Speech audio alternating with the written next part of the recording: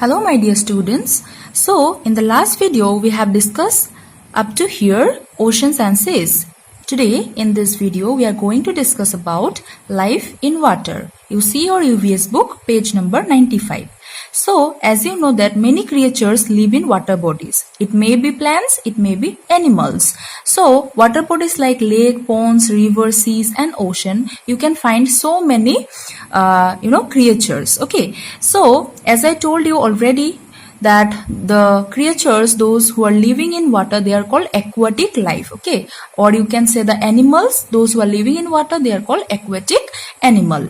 Now here it is written that some creatures like dolphin are friendly, while creatures like shark and whales are huge and fierce. Okay, so the meaning of fierce is furious. Okay, that means they are dangerous and they can harm us as well. They are not friendly. Okay, but in case of dolphin, I think you have seen some videos, or in National Geography channel also it used to be shown, like dolphin used to come out of water and then show some moves, and then if we offer something, then also they come and take it, है ना? So that shows a friendly nature. Okay, now here it is said that many different kind of fish also live in water. You know that so many fishes, because fish, as you know, that they can breathe in water as well through their gills, right? So different fishes are there,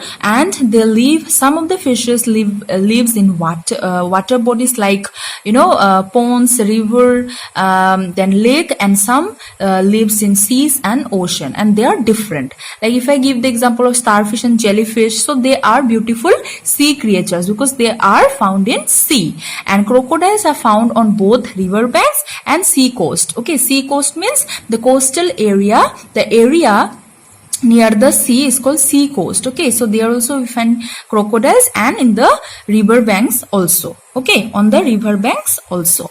So this was about your life in water. Now let's discuss about seasonal change in water level and flow. Okay, so as you know that we have different season and season changes. Okay, so along with the season, the water level also changes. Okay, I think you have noticed that the level of water in summer is low than the rainy season. Okay, so that also depend on the level of water depends on the season. Okay, so in rainy season, a lot of rain, right? Heavy rainfall. Due to heavy rainfall, the level of water become high or increases, and due to that, some cities or some places face flood also. This picture you see a flooded street, and in Assam we face generally every year this flood problem, right?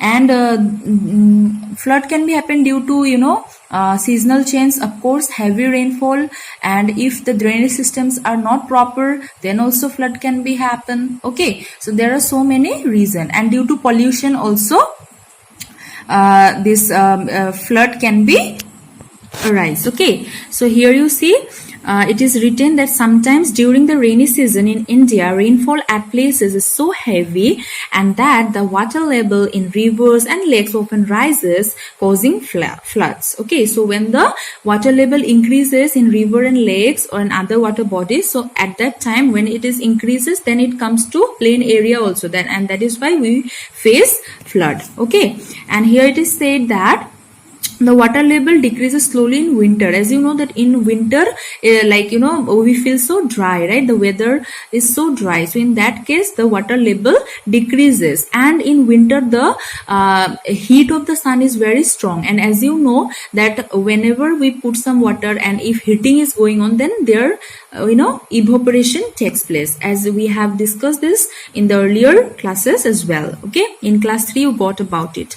So here it is said that the level of water in different water bodies depend on the quantity of water coming and going out. This depends on how much water is used in a season. It also depends on how much of water from the surface of river, ponds, lake, etc. is heated, and how much vanishes into the atmosphere on being heated. Okay, so as I told you, the natural heat that we get from sunlight, no, so from this open water bodies, the like the water gets heated, and that one vanishes into the atmosphere, because when we heat it, heat the water, it turns water vapor, right?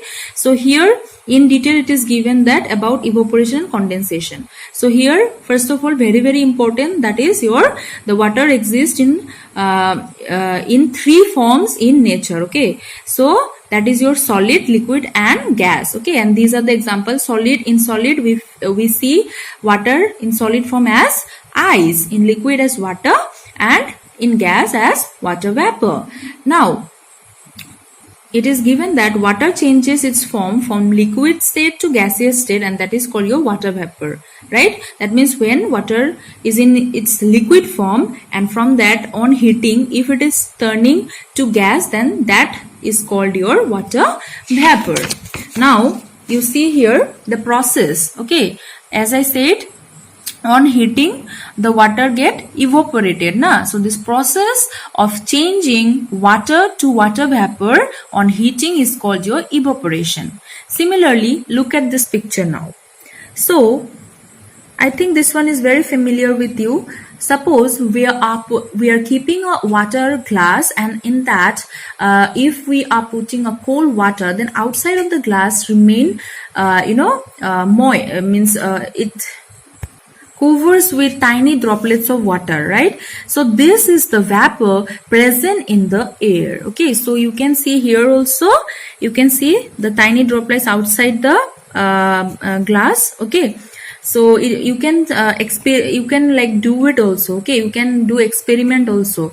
It may be like you can take one glass container or steel glass, and in that if you put cold water, so outside of the surface you'll see like some water are deposited in the surface of the glass. Okay, so why that is happening? That is happening due to the condensation, because the water vapor that turn back into the water on cooling. Okay, that means here, as you know, the room temperature, like if I talk about an ice cube, so if you are keeping out from fridge and you are keeping it in room temperature, then it starts melting. That means from solid it is becoming liquid. Okay, that means melting due to increase in temperature. Similarly, when you are keeping this water in a glass, so inside the glass the water is very cold, so that means it is the temperature of the water is very low, but outside temperature is more, and that is why on cooling the water vapor, that means the gas, again it turns into liquid, and that process is called your condensation. Okay students, so students, you make the practice of reading line by line. Okay students, in online classes also I will tell you, like randomly I can say like I can select any student and I will tell to read. Okay, so at that time you have to read fluently, so for that practice is required, so you just read them line by line. Okay, in my next video I am going to discuss with you about water cycle. Thank you.